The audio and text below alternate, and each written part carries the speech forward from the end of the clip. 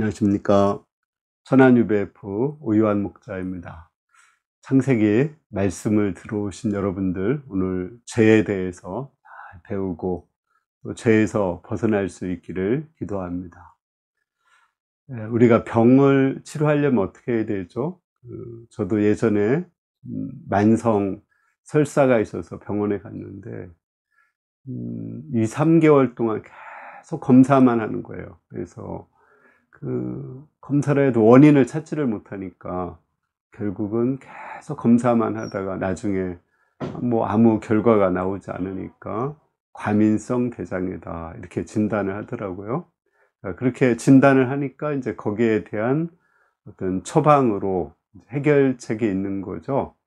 마찬가지입니다. 사람의 인생에 가장 근본적인 문제가 무엇일까요? 그 근본적인 문제를 알아야 그 인생의 근본적인 문제를 해결할 수가 있는 것입니다.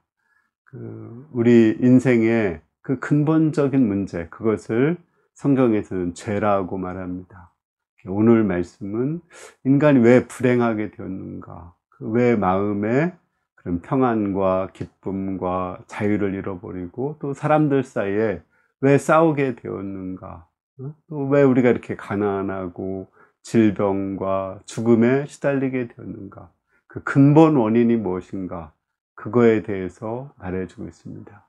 오늘 요절 말씀은 6절 말씀인데 제가 한번 읽어보겠습니다.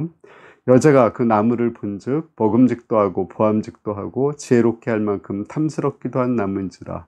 여자가 그 열매를 따먹고 자기와 함께 있는 남편에게도 주매 그도 먹은지라. 자, 이것이 성경에서 죄의 시작입니다. 그러니까 여자가 선악과 실과를 따먹고 또 남편에게 주어서 남편도 선악과 실과를 먹은 것, 그것이 죄입니다. 선악과를 먹은 것이 왜 죄가 되죠? 앞에서 우리 하나님이 왜 선악과를 만들었다고 했죠? 그 선악과를 통해서 하나님을 경외하고 하나님의 통치를 받도록 선악과를 만드는 거죠. 네, 선악과를 먹었다는 것은 뭐냐면 하나님의 통치를 이제 거부하고 내가 하나님을 믿지 않고 내가 하나님이 되어서 살겠다는 그러한 표시인 것입니다. 그러니까 성경에서 말하는 죄라는 것은 내가 하나님이 되는 거예요. 하나님을 믿지 않을 뿐 아니라 내가 하나님이 되어서 이제 내가 주체가 되어서 살아가는 것입니다. 그런데 문제는 우리 인간이 내가 주체가 되어서 살아갈 만큼 그런 완전한 존재인가요? 영원한 존재인가요? 그렇지 못합니다. 그러니까 인간은 그런 완전하고 영원한 존재가 아니기 때문에, 불완전하기 때문에 내가 주인이 되어서 살려고 하면은 끊임없이 불안하고 두렵고 근심이 됩니다. 또 각자 인간이 내가 주인이 되고 내가 하나님이 되어 살려고 하다 보면은 서로 간에 갈등이 있고 분쟁이 있고 싸움이 일어납니다.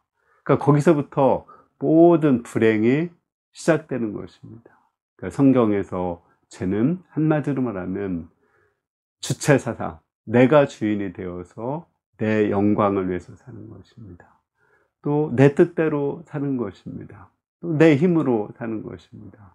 네, 그 결과는 고통과 슬픔, 또 두려움, 분쟁, 싸움, 결국은 죽음, 그 후에는 심판이 있고 영원히 고통을 당하는 지옥에 가게 된다는 것. 이것이 성경이 가르치는 그 죄입니다. 그러면 어떻게 우리가 이러한 죄에서 벗어날 수 있을까요? 답은 아주 쉽죠. 하나님을 우리 인생의 주인으로 모시면 됩니다. 눈에 보이지 않지만 살아계신 하나님, 완전하신 하나님, 영원하신 하나님, 그분을 내 마음의 주인으로 모시는 것입니다. 그러면 우리 인간은 뭔가요? 그 하나님께서 일하시는 것을 믿고 믿음으로 사는 청지기인 것입니다. 우리 인간은 주인이 아니라 관리자고 청지기입니다. 그러니까 그런 청지기로 살아갈 때 우리 마음이 정말 평안합니다. 또 실제 하나님이 살아계셔서 우리 인생을 책임져 주시고 인도해 주십니다. 우리 오늘 말씀 통해서 죄가 뭔지를 배웠습니다. 죄는 한마디로 뭐라겠죠?